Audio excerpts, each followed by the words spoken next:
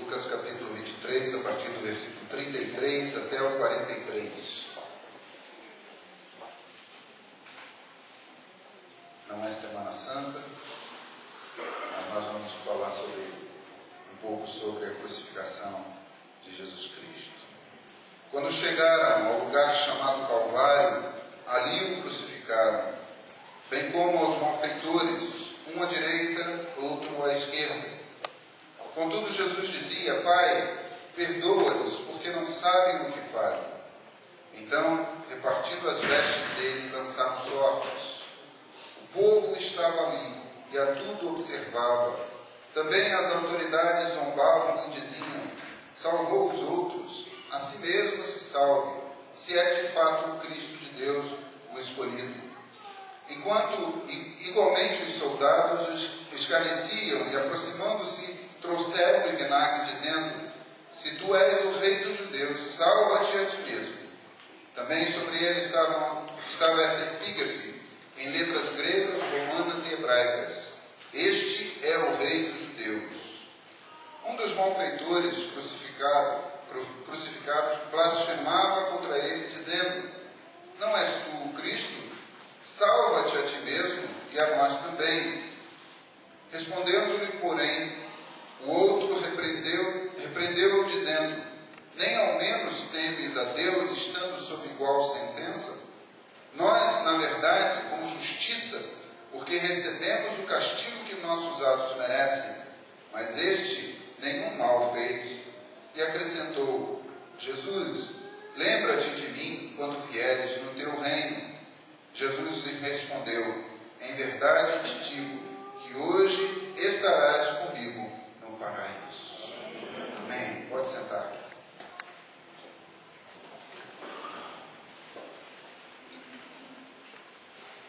O quadro da crucificação de Jesus para a gente sempre é um quadro, de certa maneira, chocante, né?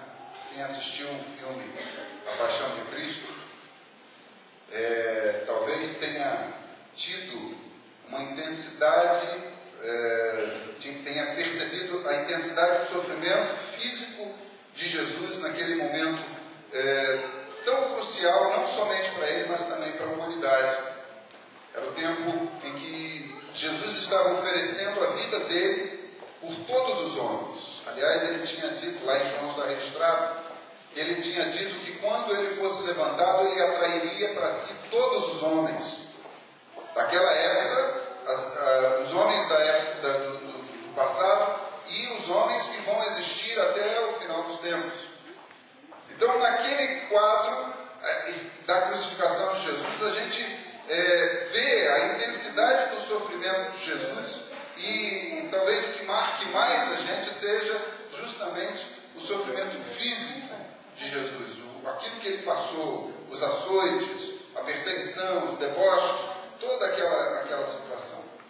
E a gente, nesse quadro, a gente percebe um Jesus que não está tão preocupado com aquilo que está acontecendo naquele exato momento, naquele sofrimento dele, mas naquilo que ele vai adquirir por causa daquele momento ali, ou por causa de atrair sobre si todos os homens.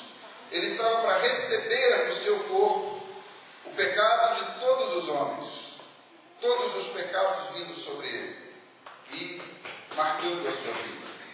Quando Jesus fala: Pai, se possível, passa de mim esse cálice, ele não está falando do cálice do sofrimento, mas ele está falando de assumir alguma coisa que não era dele. Era justamente o pecado dos homens. Ele não era pecador. Ele era um homem santo, puro, totalmente desprovido daquilo que conduz o homem ao pecado, e desde o pecado que nasce no homem, até mesmo aquele que nós cometemos continuamente. Então, esse é o quadro que nós enxergamos em Jesus naquele exato momento. E naquele momento, uma cena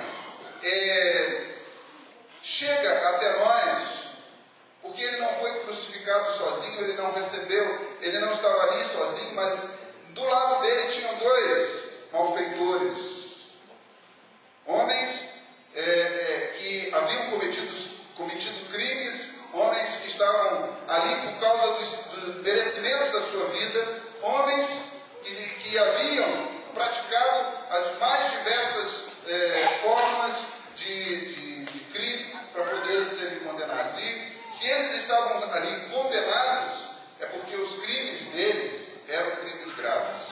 Não é verdade? Então encontramos esses homens, e é justamente nesses homens, na figura desses homens, que nós vamos nos fixar nessa manhã. Perceba o seguinte: o quadro são 3 cruzes. A cruz do meio era a cruz justamente de Jesus, e do seu lado 2 malfeitores. Era Deus ao lado dos homens, Deus e a figura exata de quem nós somos diante de Deus: malfeitores. Somos pecadores. A Bíblia diz que não há um justo, nenhum sequer. Não há justo sobre a terra. Todos nós, aos olhos de Deus, num primeiro instante, somos malfeitores. Somos pecadores, estamos distanciados de Deus, estamos longe de Deus. Não merecemos graça de Deus, não merecemos misericórdia de Deus, não merecemos o amor de Deus. Mas esse Deus vai até uma cruz por causa dos malfeitores. Ele sobe a cruz, e ali está, na cruz do meio, naquela cruz do meio, está crucificado o Senhor, Deus encarnado, e que vai receber naquele momento todas as malfeitorias dos homens, todos os pecados dos homens. Esse é o quadro. E nós enxergamos também que nós poderíamos dizer um malfeitor bom, se existe malfeitor bom, né? E um ruim. Algumas afirmativas dizem que era um bom ladrão, né? Porque em outro texto do Evangelho diz que eram 2 ladrões, aqui 2 malfeitores, mas alguns dizem aquele que falou bem de Jesus era o bom ladrão, e o outro era o mau ladrão. Se pode haver bom ladrão e mau ladrão, ali está a figura dos 2.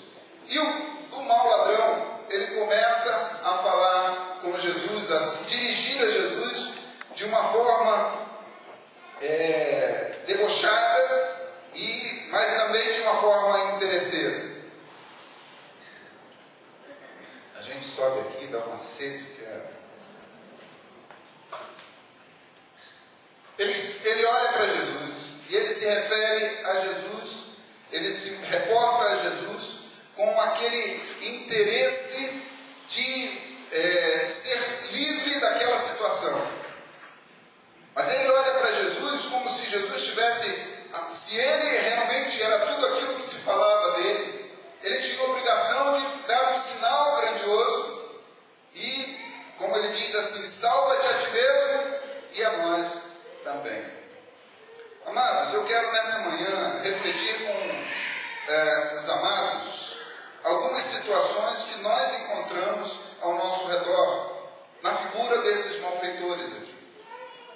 Porque a Bíblia diz que eles eram malfeitores, e nós entendemos que o malfeitor é aquele que comete pecado. E aí, então, se nós pensarmos assim, todos nós estamos dentro dessa classe de malfeitores.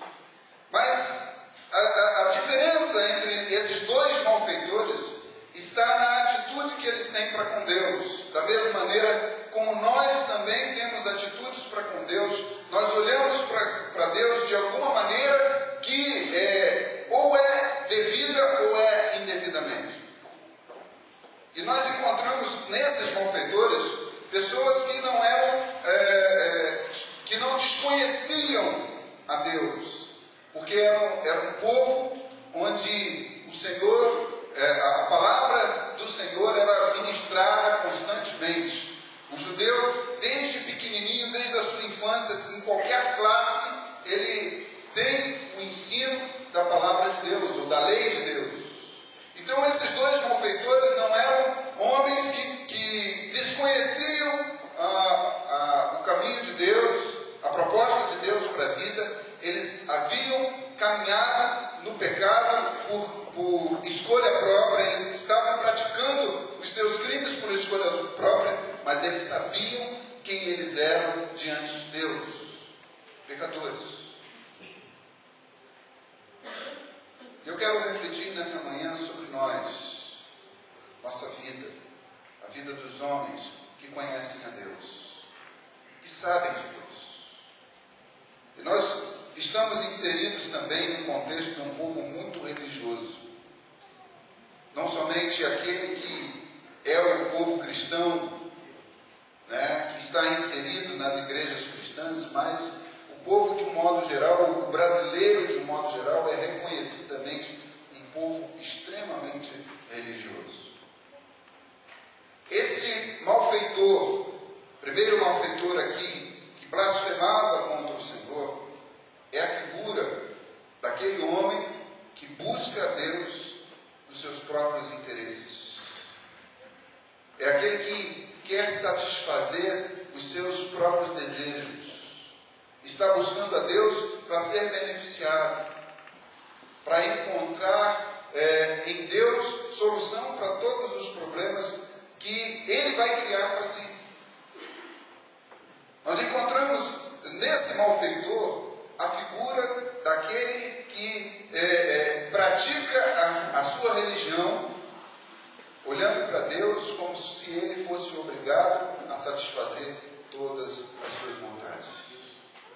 É o malfeitor que está na figura daquele que às vezes até é religioso, segue a sua religião direitinho, mas ele quer apenas as bênçãos de Deus, suprir as suas próprias necessidades. E amado, nós temos muitas pessoas que estão assim. Muitas pessoas, talvez aqui dentro, no nosso meio, muitos que estão olhando para Deus como simplesmente um supridor das suas necessidades, das suas carências. Procuram a Deus para satisfazer as suas necessidades de cura, procuram a Deus para satisfazer as suas necessidades financeiras, procuram a Deus para ter bons negócios, para fazer coisas para si mesmo, olhando para si. Esse homem olha para Jesus e fala: salva-te a ti mesmo e a nós também. Ele estava procurando solução para aquela situação que ele estava passando. Mas ele não olhava para Jesus como o Senhor, como Deus Todo-Poderoso, como aquele que está, que tem todo o poder, mas que tem objetivos para alcançar na vida do homem. Ele não estava interessado em Jesus como o supridor das suas necessidades espirituais.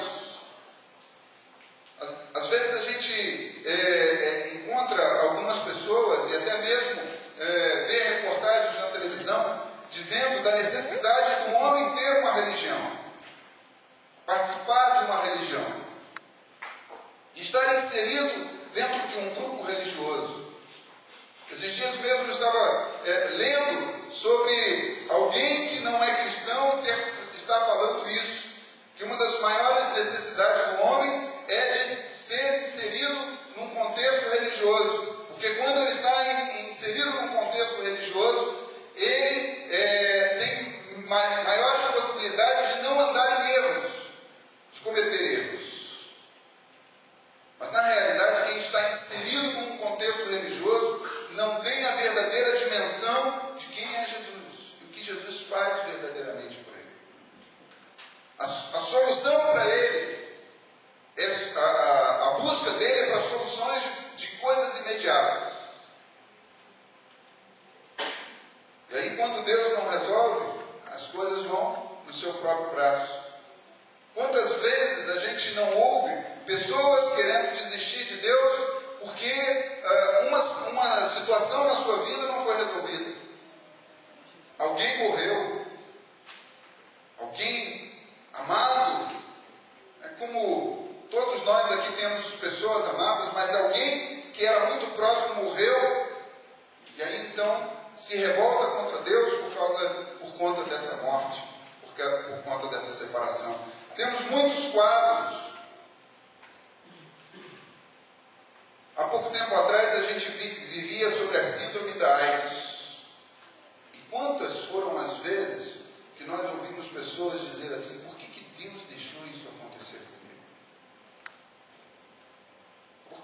Deus deixou acontecer.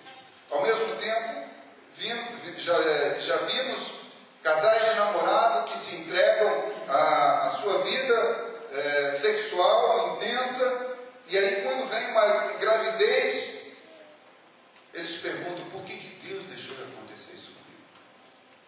Por que Deus permitiu? Não é assim? Às vezes passamos por situações financeiras difíceis, e a pergunta vem: por que Deus deixou isso acontecer comigo? Eu já conheço um caso já muito antigo, de uma família cristã,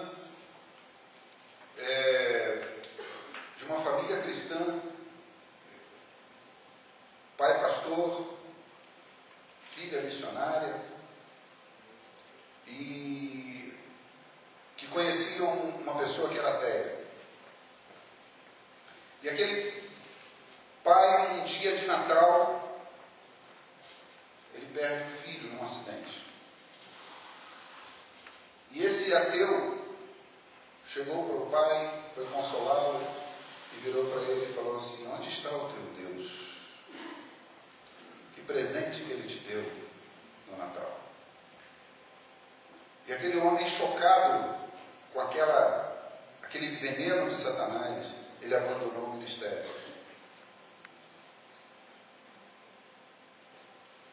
Por conta de não olhar para Deus para ver o que Deus realmente tinha feito com ele, na vida dele. Então, queridos, a figura desse malfeitor é a figura desses homens que têm uma relação muito superficial com Deus. Estão atrás de Deus não porque Deus pode dar a vida eterna, ou mudar o rumo da sua vida, no próprio contexto da sua vida.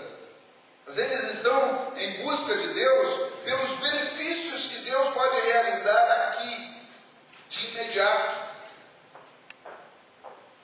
Eu quero dizer, para consolo de vocês, para pensar, para não olhar para mim apenas como alguém dando notícias ruins, o Senhor supre cada uma das nossas necessidades. Amém. Ele não vai nos deixar desprovidos em momento algum. Em Isaías, o profeta diz: aqueles que confiam no Senhor subirão com asas como águias, correrão e não se cansarão, caminharão e não se fatigarão, viverão a vida supridos pela força sobrenatural de Deus na sua vida. Então, muitos estão em busca de Deus para suprir as suas necessidades pessoais, necessidades imediatas, ou até mesmo os seus projetos pessoais, mas não querem ter uma relação intensa com Deus.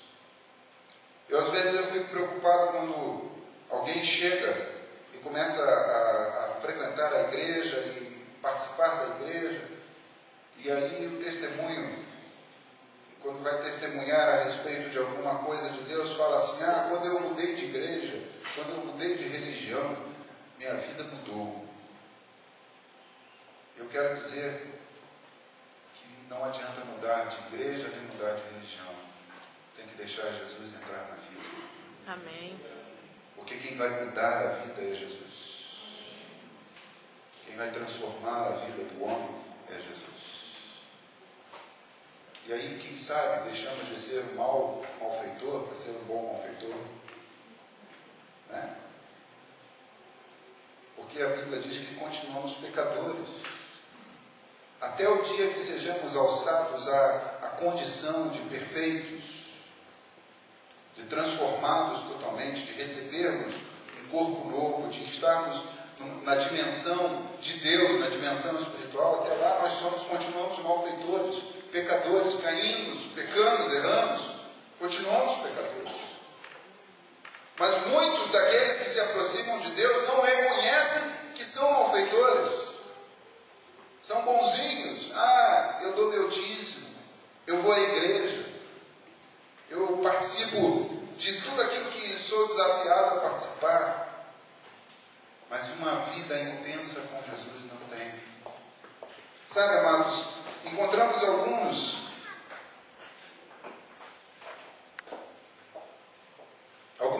pessoas que, até mesmo com relação às programações que são oferecidas, elas participam de uma e já falam assim: já cumpri a minha obrigação diante de Deus.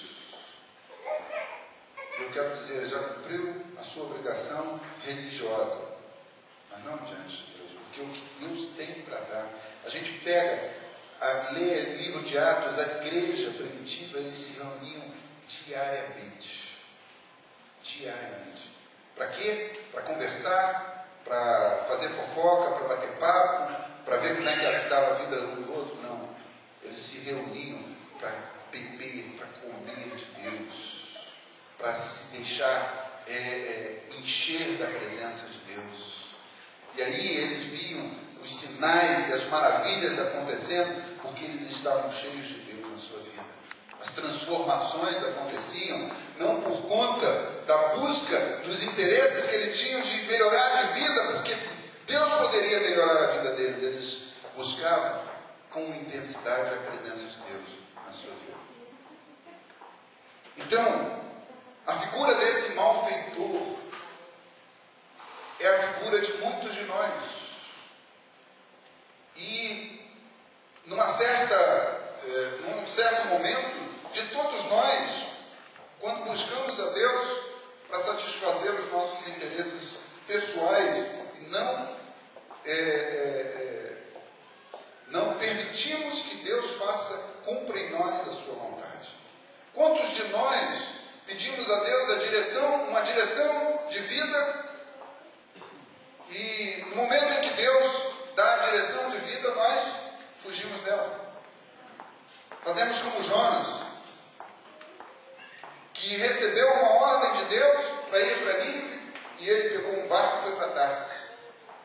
Quantos de nós? E aí nos igualamos nesse momento a esse malfeitor, que só serve a Deus no momento que lhe interessa, no momento que lhe serve, no momento mais precioso, mais vantajoso para a sua vida. Essa é a figura do mal malfeitor. E um bom malfeitor, ele é diferente. Porque ele repreende o mal malfeitor e diz: nem ao menos temes a Deus, estando sob igual sentença. E a mudança aqui começa justamente nessa sentença. Esse homem, ele está consciente de quem ele é. Primeiro, ele sabe que ele é pecador. Mas ele também sabe de quem o outro está falando. Ele fala assim: nem ao menos temes a Deus, estando sob igual sentença. Ele vê em Jesus não a figura de um homem muito bom, que vai à cruz, que está ali pregado na cruz injustamente. Ele olha para Jesus como Deus. Ele olha para Jesus com o olhar de quem reconhece que ali junto com ele está Jesus, naquela cruz, naquele lugar ali. Jesus não é apenas a figura de um homem, mas é o Deus encarnado que foi crucificado ali. Esse homem olha e reconhece Jesus, como todos nós precisamos reconhecer Jesus na nossa vida, nos nossos momentos, nas nossas dificuldades, mas principalmente no momento crucial da nossa vida, quando temos que decidir, definir que futuro que nós queremos ter. Esse homem olha e vê Jesus, reconhece Deus. E ao ver Jesus, da mesma maneira que Isaías, quando teve a visão do Senhor no alto sublime trono, ele encara Jesus e ele encara a si mesmo. Ele diz: sou pecador. Porque vejam, amados, ele diz no versículo 41, ele diz: nós, na verdade, com justiça, porque recebemos o castigo que os nossos atos merecem, mas esse nenhum mal fez. Ele olha para Jesus e ele fala assim: eu sou pecador, tudo que eu fiz e o que eu estou recebendo pelo meu pecado, eu mereço. Mas Deus não merece estar nessa mesma situação que eu.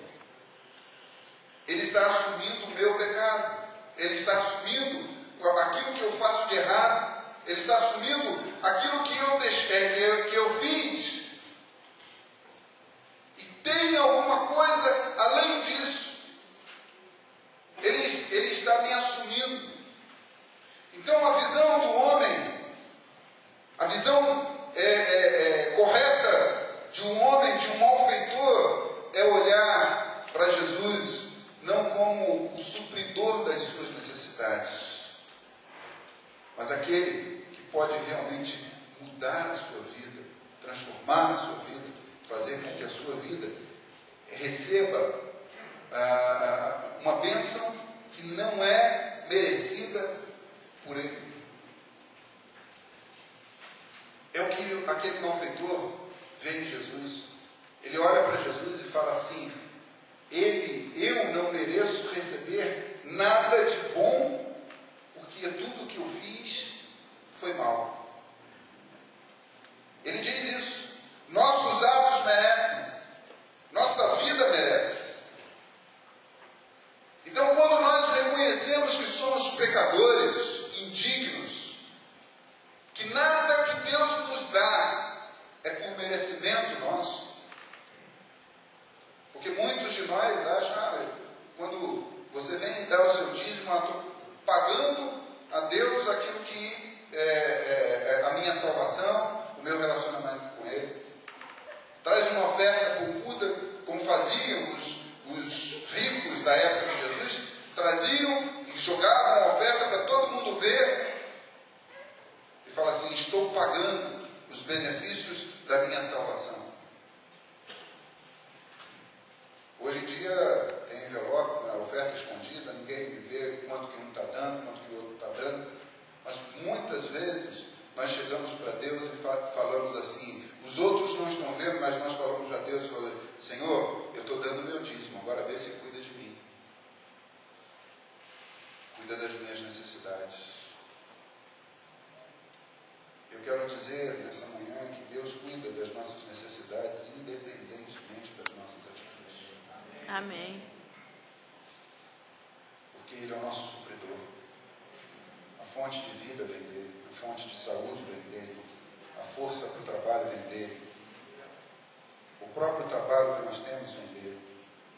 É Ele quem abre as portas, é Ele quem faz os céus e a terra se moverem a nosso favor. E esse malfeitor, ele reconhece Jesus e fala: esse é Deus. Eu não mereço, mas eu vou pedir para Ele suprir minha necessidade real maior. Ele olha para Jesus e fala assim: lembra-te de mim quando vieres no teu reino. Sabe, querido, aquele que precisa de salvação busca Deus para que a sua vida seja mudada, transformada da realidade de pecador para um justo, para se tornar um justo. E ninguém se torna justo diante de Deus por mérito próprio, por atitude que faça, por ação que faça, por sacrifício que faça. Todos se tornam justos porque Deus os faz ser justos. Porque Jesus morreu na cruz para levar sobre si todos os nossos pecados, e quando Ele fez isso, Ele abriu as portas para que nós nos tornássemos justos. Os benefícios da salvação são inigualáveis, são insondáveis, porque eles estão relacionados à nossa vida aqui na terra, com tudo que nós recebemos aqui na terra, mas também um tesouro no céu que está sendo preparado para aqueles que servem a Deus. Eu acredito que esse homem, se por algum milagre de Deus continuasse vivo, ele seria contado como um dos que seguiram a Jesus, mesmo Jesus depois de morto. Porque ele olha para Jesus não como um homem bonzinho que está indo para a cruz, mas como o Deus que está indo para a cruz por causa dele. Realmente porque ele precisava que Deus morresse por ele. Porque se Deus não morresse por ele, ele não teria salvação, não teria solução para a sua vida. Sabe, irmãos, essa figura desses dois homens aqui mostra para nós o quanto nós precisamos entender o nosso caminho, a nossa trajetória diante de Deus. Não é que nós não éramos nada antes de Jesus, continuamos sendo nada hoje. que vem para nós vem de Deus. E Deus nos faz desfrutar de cada uma das bênçãos com alegria, porque Ele olha para nós como eternos beneficiados dessa ação de Jesus ali na cruz. Deus olha para nós pelo sangue de Jesus que foi derramado na cruz, e Ele fala: esses são os meus filhos, e eu vou tratá-los como filhos. Lembra da parábola do filho pródigo? Quando o filho volta e diz: pai, pequei contra o céu e contra ti, já não sou digno de ser chamado teu filho, trata-me como um dos teus empregados. A ação do pai foi olhar para os servos e falar: traz para ele uma roupa nova, sandálias nos pés e põe-lhe um anel no dedo, porque este meu filho estava perdido e foi achado. Amém. Aleluia. Então, o olhar de Deus para nós não é como os injustos, os que não merecem a ação, por mais que nós façamos coisas erradas, continuemos pecadores. O olhar de Deus para nós vai ser sempre o olhar de um pai bondoso para com seu filho, um pai que ama seu filho e quer fazer tudo de melhor para o seu filho. Essa é a visão de Deus sobre a sua vida, a minha vida, todos os dias. Então, o que nós precisamos fazer nisso? É entender que servimos a um Deus vivo, que não precisamos, que temos até que falar para Deus das nossas necessidades, das nossas preocupações, das nossas ansiedades, mas que a nossa vida tem que ser vista enxergando Deus quem verdadeiramente Ele é.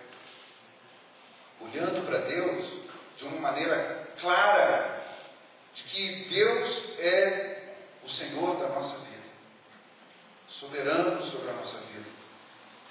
O poder está nele, a nossa vitória está nele, o nosso suprimento está nele, e Ele vai suprir. Olha, é promessa da palavra de Deus, cada uma das nossas necessidades. Amém. Glória a Deus. Cada uma das nossas necessidades. Qual é a nossa maior necessidade? Nossa maior necessidade é sairmos do aspecto de pecadores e sermos considerados por Deus justos. Isso só através do sacrifício de Jesus, de reconhecermos quem Jesus é. Quando esse homem olha para Jesus, ele vê o seu pecado. Ele sabe que está distante de Deus, que é condenado, que a cruz é o merecimento dele, e que o único que pode mudar a circunstância da vida dele é Jesus Cristo. Por isso ele vai e diz para Jesus: lembra-te de mim quando entrares no teu reino. Qual a resposta de Jesus, amado? Hoje mesmo estarás comigo no paraíso. Sabe qual é a resposta de Deus para nós? Hoje mesmo, você faz parte da minha vida. Você é parte de mim, você é meu filho. Amém. Quando eu me rendo a Deus verdadeiramente, hoje mesmo eu me torno filho de Deus. Deixo de ser malfeitor e recebo a condição de filho de Deus. Hoje mesmo estarás comigo no paraíso. Qual o mérito desse homem? O que ele fez de bom naquele momento ali para Jesus falar para ele que hoje mesmo estaria com ele no paraíso? Nada. Ele só reconheceu quem era ele, quem era Jesus. Ele falou: Jesus, salva-me, porque eu sou pecador, e só o Senhor pode salvar a minha vida. Amém? Amém. Eu não sei se nessa manhã, e eu estou muito consciente do que eu falei para crentes hoje, Eu não sei se nessa manhã existem pessoas aqui que têm vivido uma relação com Deus de barganha, de troca, de Deus me ajuda que eu te ajudo, Deus me ajuda que eu te sirvo. Se alguém aqui tem feito isso, saiba que você não precisa barganhar com Deus para Ele te abençoar, porque a graça dele é derramada constantemente sobre as nossas vidas. Saiba também que Jesus espera o teu reconhecimento como pecador, como necessitado dele, e não das bênçãos dele. Esses dias eu estava lendo com a minha esposa o texto de 1 de Pedro, e eu parei em um determinado momento e falei assim, fazia muito tempo que eu não lia a carta, eu parei em um determinado momento e falei assim, aqueles que pregam a teologia da prosperidade, em que eu vou me tornar rico, eu vou ser poderoso, eu vou ter um montão de coisa, deve colar as páginas de Pedro da Bíblia, porque ali não fala isso.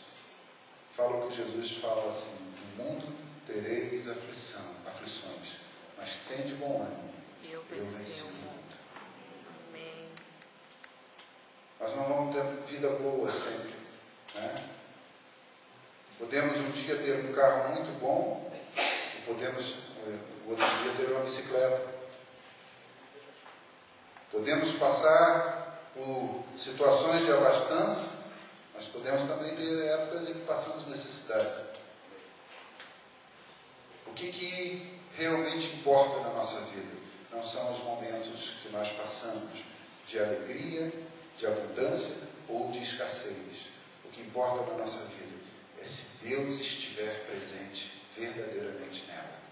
Com a intensidade que precisamos que Ele esteja dentro de nós. Porque se Ele está, nenhum mal nos sucederá, praga nenhuma chegará à nossa tenda, porque Ele está conosco. E Jesus, quando estava indo ao céu, Ele falou, eis que estou convosco todos os dias até a consumação dos séculos. Nessa manhã eu quero que você reflita sobre isso, querido. Qual é a sua relação, qual é a nossa relação verdadeira com Jesus?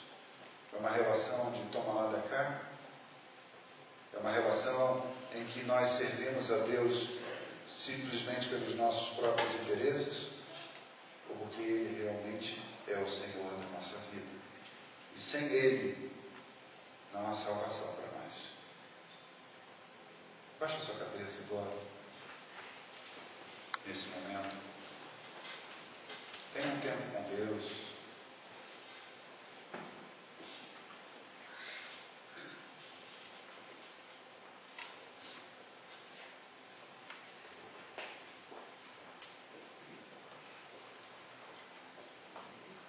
Pensa por um tempo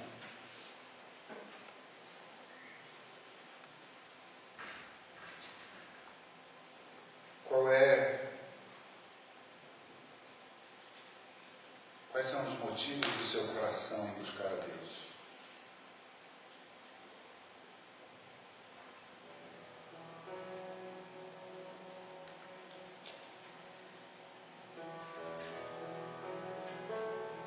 Você precisa de ajuda na sua vida financeira? Ele vai te dar. Você precisa de solução na sua casa, na sua família? Ele vai abrir portas.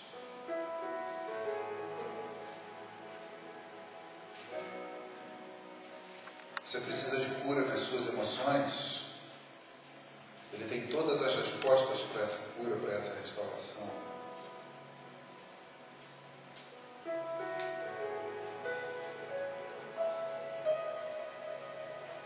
Mas eu queria que nessa manhã você reconhecesse uma coisa simples, mas poderosa da sua vida. Que você reconhecesse que você precisa de Deus. você precisa de Jesus muito mais do que você precisa de todas as outras coisas que você tem.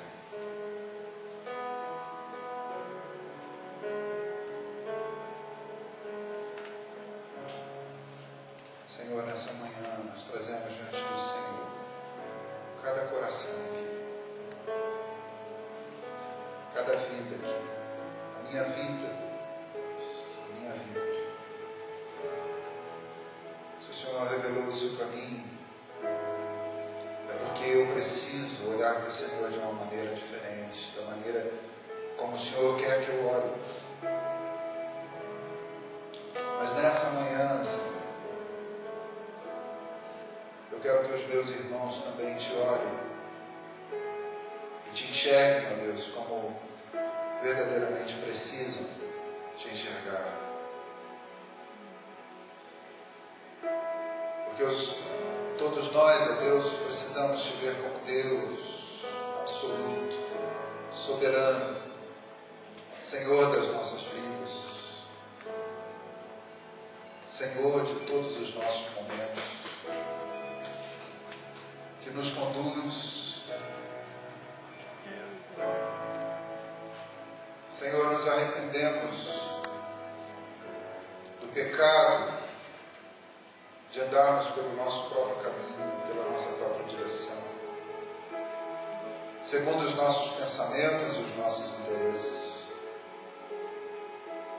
Nos arrependemos, ó Deus, de olharmos para o Senhor como aquele que tem a obrigação de cuidar de nós. Nos arrependemos de olhar para o Senhor como aquele que tem a obrigação de evitar os momentos ruins da nossa vida, mesmo que esses momentos ruins tenham sido proporcionados, aconteçam, porque nós tomamos decisões e atitudes erradas diante do Senhor. Nos arrependemos, ó Deus, de olhar para o Senhor apenas como o provedor das nossas riquezas, da nossa alegria, das nossas felicidades. Sabemos que o Senhor é isso verdadeiramente. É o Senhor que tem a fonte de todas as coisas na nossa vida. Mas nessa manhã, Deus, queremos te olhar como nosso Senhor, como nosso Deus. Verdadeiramente como nosso Deus. E somente como nosso Deus.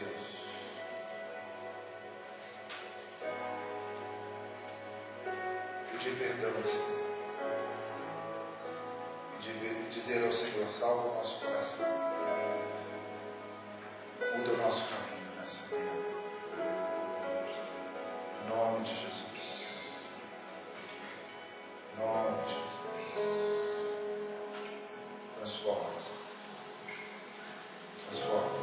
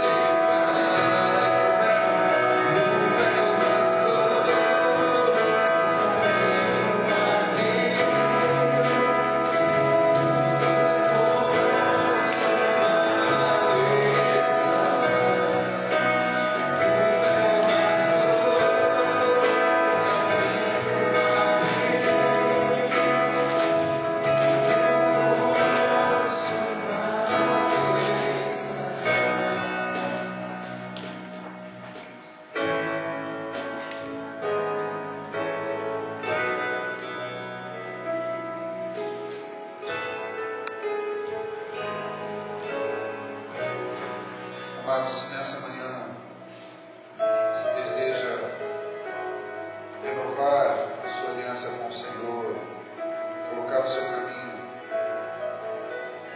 realmente no lugar que o Senhor tem para você, né? Eu convido você a vir até aqui na frente para nós orar juntos. Em nome de Jesus. Sai do seu lugar. Vem aqui na frente.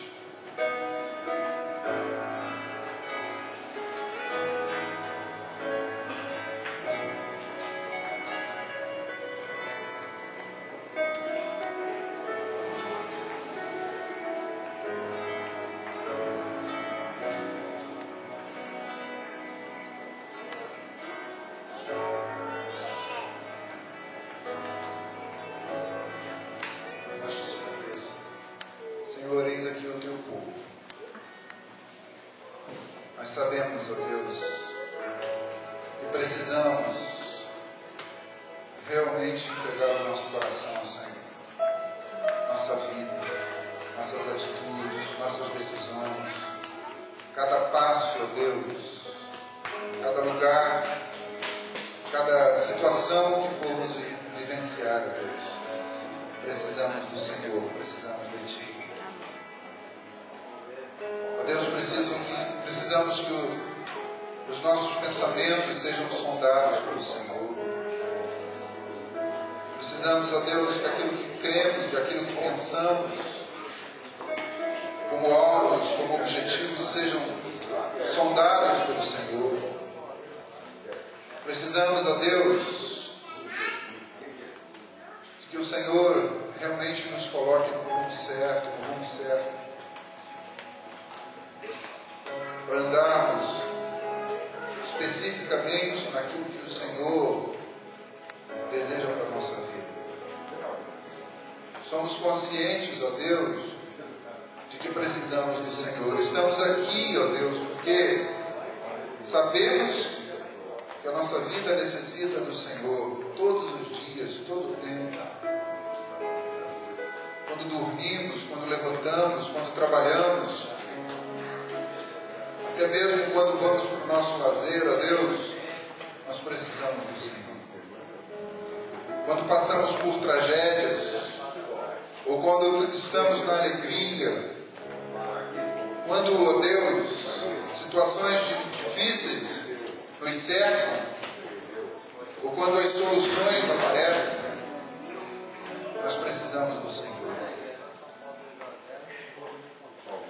E reconhecemos, ó Deus, que nada é por nossa causa, mas tudo é do Senhor e vem do Senhor, porque a Ti pertence a glória e a honra para sempre. Nessa manhã, nós pedimos ao Senhor, muda o nosso coração, transforma o nosso coração. Dá-nos, ó Deus, a visão correta do nosso caminhar. Dá-nos, Senhor, as convicções certas para conquistarmos, ó Deus, e em tudo que conquistarmos, darmos a Ti a glória. Dá-nos, Senhor, o entendimento da Tua vontade para nós. E até quando a Tua vontade se manifestar, darmos a Ti a glória, Senhor. Oh Deus, abençoa o Teu povo. Que cada uma das suas necessidades, e o Senhor nessa manhã olha para cada coração e vê cada coração e sonda cada coração e sabe, Deus, o que cada um necessita. E são muitas as necessidades, mas eu sei, Deus, que a Tua promessa vai se cumprir cada uma das nossas necessidades. Cada uma. Nenhuma vai faltar em branco, passar em branco. Nenhuma delas o Senhor vai esquecer. Nenhuma delas o Senhor vai rejeitar, Deus. Porque nós declaramos nessa manhã, Tu és o nosso Deus. É o Senhor da nossa vida. E a Ti entregamos o nosso coração mais uma vez nessa manhã. Para Tu nos conduzires, ó Pai. Como diz a Tua palavra, dia a dia em triunfo. Para a glória do Teu nome, Senhor. Para a glória do Teu nome.